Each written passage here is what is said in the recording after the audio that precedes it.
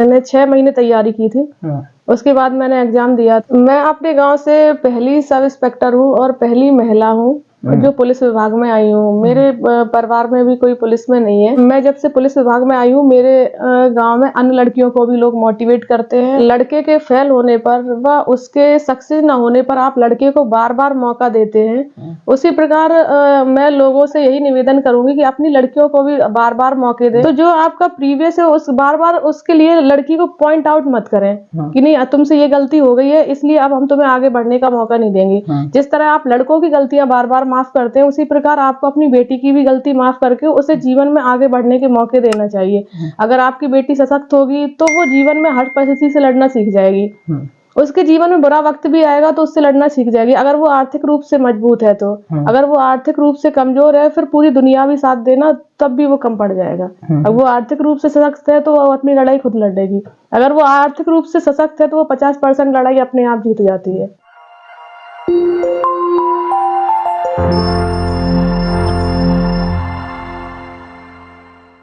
नमस्कार दोस्तों, सिलेक्शन तक में आपका स्वागत है। मैं आपका दोस्त DK गौतम। जैसा कि SI की वैकेंसी आने वाली है और काफ़ी लोगों का मेरे पास मैसेज भी आता है कि सर SI का कोई ऐसा वीडियो लेकर आए जिससे हम मोटिवेशन मिले और तैयारी को लेकर भी एक मार्गदर्शन मिले। तो आज मैं ग्वालियर में हूँ और मेरे साथ हैं शैलजा सिंह मैडम से बात करेंगे कि इनकी स्कूली शिक्षा और ग्रेजुएशन इनने किस टाइप से तैयारी की थी। ये सभी चर्चा इस वीडियो में हम करेंगे और ट्रेनिंग वगैरह। ठीक है, तो मैम नमस्कार, सिलेक्शन तक में आपका स्वागत है। मेरा नाम शैलजा सिंह है। मैं अभी ग्वालियर में सब इंस्पेक्टर के पद पे पदस्थ हूँ और मैं 2015 बैच से सब इंस्पेक्टर हूँ। मेरी स्टार्टिंग जो एजुकेशन है वो गांव से हुई है और 8th क्लास तक। उसके बाद मैंने 9 से 12 तक भिंड में पढ़ाई की है एक्सीलेंस स्कूल से। उसके बाद मैंने BCA-MC किया हुआ है GICTS कॉलेज ग्वालियर से। आपके बारे में मुझे जानकारी मिली कि आपने MPPSC की तैयारी पहले शुरू की थी और उसके बाद आपने SI में मोड़ लिए। कहाँ से मोटिवेशन मिला कि मुझे सिविल सर्विस में जाना है, फिर उसके बाद SI में टर्न लेना, इसके बारे में कुछ बताएं, क्या स्टोरी है आपकी? ये है कि मेरे मामा जी अभी PSC क्वालिफाई किया था उन्होंने, तो उनसे मुझे मोटिवेशन मिला था PSC के बारे में। तो मैं तैयारी तो सिविल सर्विसेज के लिए करने के लिए गई थी, पर बीच में वैकेंसी आ गई सब इंस्पेक्टर की। तो लोगों ने मुझे मोटिवेट किया कि PSC 3 स्टेप का एग्जाम है, उसमें समय भी लग सकता है और उससे पहले अगर तुम्हें कोई और अपॉर्चुनिटी मिल रही है तो तुम्हें उसमें भी ट्राई करना चाहिए। तो जब मैंने 6 महीने तैयारी की थी, उसके बाद मैंने एग्जाम दिया था तो मेरा एग्जाम निकल गया। फिर फिजिकल की तैयारी की तो समय ज़्यादा मिल गया तो मेरी रनिंग भी निकल गई और इंटरव्यू भी ओनली 10 मार्क्स का था, तो उसमें भी मैंने क्वालिफाई कर लिया। तो अभी ऐसा बोला जाए कि आपने PSC के साथ में SI का एग्जाम निकाला है? हाँ, पहले PSC की तैयारी कर रही थी और जैसी SI का एग्जाम आया तो फिर मैंने हिंदी और इंग्लिश पे भी ध्यान दिया। तो हिंदी मैंने अपने पापा जी से, टीचर है पापा मेरे, तो मैंने उनसे जो ग्रामेटिकल रहती है मैंने उनसे थोड़ा बहुत गाइडेंस लिया और सेल्फ भी तैयारी की मैंने। और 10th में भी मेरा ठीक ठाक था तैयारी, तो 10th का भी थोड़ा लाइफ मिल गया मुझे हिंदी में। जैसा कि आपने बताया कि MPPSC की तैयारी के साथ में 6 महीने के टाइम में आपने SI जैसा एग्जाम क्रैक किया, तो इसकी आप स्ट्रेटजी क्या रही? इसमें क्या रहता है, हिंदी और इंग्लिश रहती है और हिंदी आपकी बहुत अच्छी होनी चाहिए और इंग्लिश भी बहुत अच्छी होनी चाहिए। अगर आपने हिंदी और इंग्लिश में अच्छे मार्क्स कवर किए हैं, अगर GS में थोड़ा अच्छा परफॉर्मेंस भी नहीं कर पाते तो आपका सिलेक्शन हो जाता है। तो इसमें GS GK पे भी ध्यान देना है। सबसे ज्यादा आपका जो सब्जेक्ट सरल है उसको बहुत अच्छे से प्रिपेयर करना है ताकि उसमें आपकी गलतियां ना हो पाए। तो मैंने हिंदी और इंग्लिश को बहुत अच्छे से तैयार किया था। तो आपका तैयारी को डेली रूटीन क्या था? किस टाइप से आप तैयारी करते थे सब्जेक्ट वाइज? किस सब्जेक्ट पर आप ज्यादा फोकस किया?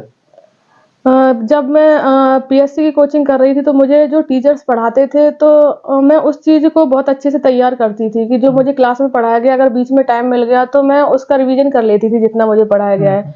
घर पे आने के बाद भी मैं उस सब्जेक्ट को रिवाइज करती थी और बाकी जो समय मिलता था मैं घटना चक्र और ल्यूसेंट को भी देख लिया करती थी। तो मैंने घटना चक्र और ल्यूसेंट पे भी ध्यान दिया था। और मैथ रीजनिंग तो जब मैंने एग्जाम दिया था तब आया नहीं था, बाद बाकी CSET भी मैंने पढ़ा था उस टाइम पे। जैसा कि हर किसी का कोई ना कोई सब्जेक्ट वीक रहता है, आपका कौन सा सब्जेक्ट वीक रहा और आपने उस सब्जेक्ट को किस टाइप से डील किया था, किस टाइप से तैयारी की थी उस सब्जेक्ट की? मुझे थ्योरेटिकल सब्जेक्ट में मोस्टली कोई दिक्कत नहीं रहती, क्योंकि उसको रिवीजन करने से आप तैयार कर सकते हैं। मुझे हमेशा लगा कि मेरा मैथ वीक है, तो मैथ के लिए ये रहता है कि आप बहुत बार उसे रिटर्न में रिवीजन करें। जैसे आप पढ़ के आते हैं तो उसका रिवीजन करें। आप अगर दूसरे दिन भी अगर आपको कोचिंग जाना है तो पहले जो आपको पढ़ाया गया उस चीज का रिवीजन करके जाएं, तो आपको जो आगे टॉपिक चलेगा उसमें आपको कोई दिक्कत नहीं आएगी। कहीं ना कहीं जो सब्जेक्ट आपको वीक है उसको बार बार रिवीजन हाँ, उसका बार बार रिवीजन करें और रिटर्न में रिवीजन करें, उसको लिख करके रिवीजन करें। आपने क्या एमपीपीएससी कोई कोचिंग की थी? हाँ, मैंने निर्माण आईएएस ग्वालियर से तैयारी की थी। तो जैसे कि आपका एसआई में सिलेक्शन हो गया, इसके बाद आपकी क्या प्रोसेस रही, क्या ट्रेनिंग की प्रोसेस रही, कैसे इंटरव्यू करा, ट्रेनिंग कहाँ कहाँ होती है इसकी, तो क्या क्या सिखाया जाता है? ट्रेनिंग मेरी तो सागर में हुई थी और आज आप भोपाल में होने लगी है। तो वहाँ पे आपको जैसे सुबह का जो रूटीन रहता है, आप सुबह उठेंगे तो आपको पीटी के लिए जाना पड़ेगा, फिर उसके बाद आप परेड के लिए जाएंगे, फिर ब्रेकफास्ट होने के लिए आपकी क्लास लगेगी, उसमें आपको आईपीसी, सीआरपीसी और पुलिस से संबंधित जो भी सब्जेक्ट रहते हैं वो सारे पढ़ाए जाएंगे। फिर वहाँ से लौटने के बाद आपको दोपहर में लंच भी होगा, फिर क्लास लगेगी, फिर शाम को फिर आपको परेड में आना पड़ेगा और रात को रोल कॉल के बाद फिर आपका सोने के लिए चले जाएंगे। डेली का यही रूटीन रहता था। अच्छा, सागर में और कहाँ हुई थी आपकी ट्रेनिंग? मेरी और आर्म्स की ट्रेनिंग मेरी इंदौर में हुई थी, आरएपीटीसी इंदौर में। अच्छा, तो वहाँ पे क्या क्या सिखाया गया था आपको? जो आर्म्स है, आर्म्स के संबंध में सारी ट्रेनिंग दी गई थी। जंगल कैंप भी में भी जाना पड़ा था और जितने भी पुलिस से संबंधित अन्य चीजें रहती है आर्म्स में, जो नए नए हथियार रहते हैं उनके बारे में जानकारी दी जाती है। एसआई के एग्जाम में कौन कौन सी चीजें हैं जिन पर ज्यादा फोकस करने की आवश्यकता है? एसआई के जैसे हिंदी जो सब्जेक्ट है उसमें आपको सबसे ज्यादा अपनी जो हिंदी है उसको शुद्ध रखना है, क्योंकि शुद्ध वर्तनी के भी क्वेश्चन आते हैं उसमें और पर्यायवाची भी आते हैं, विलोम शब्द भी आते हैं, संधि, समास, विग्रह, अलंकार, छंद, दोहा, इन मतलब ग्रामेटिकल जो है उस पर बहुत ध्यान देना है आपको। और ऐसा ही इंग्लिश में भी ग्रामेटिकल पे आपको ज्यादा ध्यान देना है। जैसे आर्टिकल हुआ, क्वेश्चन टैग वगैरह हुआ, अनसीन पैसेज वगैरह हुए, इन पे बहुत ध्यान देना है आपको। तो जो ये हिंदी और इंग्लिश सब्जेक्ट पूरा ग्रामेटिकल पे ज्यादा फोकस करना है आपको, कि ग्रामेटिकल जो है मिस्टेक है वो आपसे न होने पाए। कुछ लोग ऐसा बोलते हैं कि लड़कियों के लिए पुलिस में चुनौतियां ज्यादा है, तो आपको अपनी इतने दिनों की जॉब में आपको क्या कौन कौन सी चुनौतियां देखने को मिलेगी कि लड़कियों की चुनौतियां हैं पुलिस में? ऐसा कुछ नहीं है। अगर चुनौतियां लड़कों के लिए भी है तो लड़कियों के लिए भी हैं जो चुनौतियां हैं, और जो लड़कियों के लिए नहीं है वो लड़कों के लिए भी नहीं है। जैसे कि अगर किसी अपराध में अगर आपको आरोपी को पकड़ने जाना है तो अगर उसका इन्वेस्टिगेशन आपको करने के लिए दिया गया है, चाहे वो लड़की हो या लड़का, तो लड़के को भी अपने जिले से बाहर जाना पड़ेगा अगर जिले से बाहर आरोपी है, और लड़की को भी जाना पड़ेगा। तो ये ऐसा कुछ नहीं है कि ये चुनौतियां है। हाँ, अगर लड़की की शादी हो चुकी है किसी की, तो फिर थोड़ी चुनौतियां हो सकती हैं उसके जीवन में, क्योंकि उसे परिवार भी संभालना है, बच्चे भी संभालना है और साथ में जॉब भी करना है, तो थोड़ा टफ हो सकता है। बाद बाकी चुनौतियां बराबर है सबके लिए। जैसे आप इन्वेस्टिगेशन करने जाते हो तो आप इन्वेस्टिगेशन किस टाइप से करते हैं? कभी कभी कुछ ऐसे साकर लोग भी मिल जाते हैं, तो उसके बारे में बताएं। उसके लिए पूरी टीम गठित की जाती है फिर वरिष्ठ अधिकारियों के द्वारा। फिर अकेले वो इन्वेस्टिगेशन मुझे नहीं दिया जाएगा, फिर मेरे साथ में अन्य लोग भी होंगे, उनका भी उतना सहयोग रहेगा। तो वो फिर काम टीम भावना से किया जाता है, अकेले नहीं किया जाता। तो जैसे कि आपकी वर्दी को देखकर आसपास के लोग हैं तो उनको भी कहीं हमको भी अपनी लड़की को ऐसा ही बनाना है, इंस्पेक्टर बनाना है, क्योंकि लड़कियों को अब जिस क्षेत्र में बिलोंग करती हूँ वहाँ पे लड़कियों को पढ़ने का मुझे ऐसा लगता है, और सुना भी है कि ज्यादातर वो पढ़ाने का इतना इंटरेस्ट नहीं है, क्योंकि भिंड और मुरैना इस शहर में। तो आप इसके बारे में क्या कहना चाहेंगे? क्या आपके बनने के बाद कुछ लोगों में परिवर्तन आया?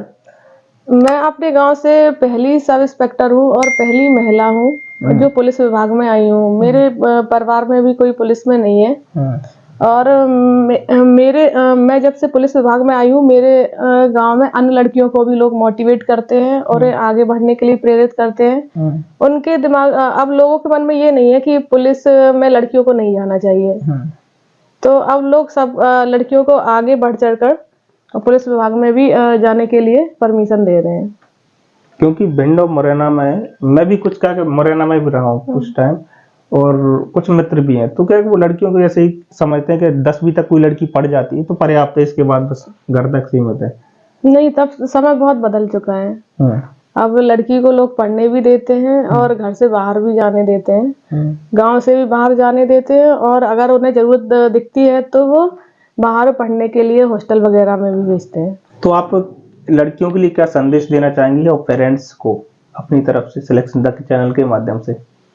मैं यही संदेश देना चाहती हूँ कि जीवन में कभी भी हार ना माने, और अगर आप एक बार किसी चीज में सक्सेस नहीं हो पाए तो उसके लिए दोबारा प्रयास करें और बार बार प्रयास करें। और सत्य परेशान जरूर हो सकता है मगर पराजित कभी नहीं हो सकता। लड़के के फेल होने पर व उसके सक्सेस न होने पर आप लड़के को बार बार मौका देते हैं, उसी प्रकार मैं लोगों से यही निवेदन करूंगी कि अपनी लड़कियों को भी बार बार मौके दें।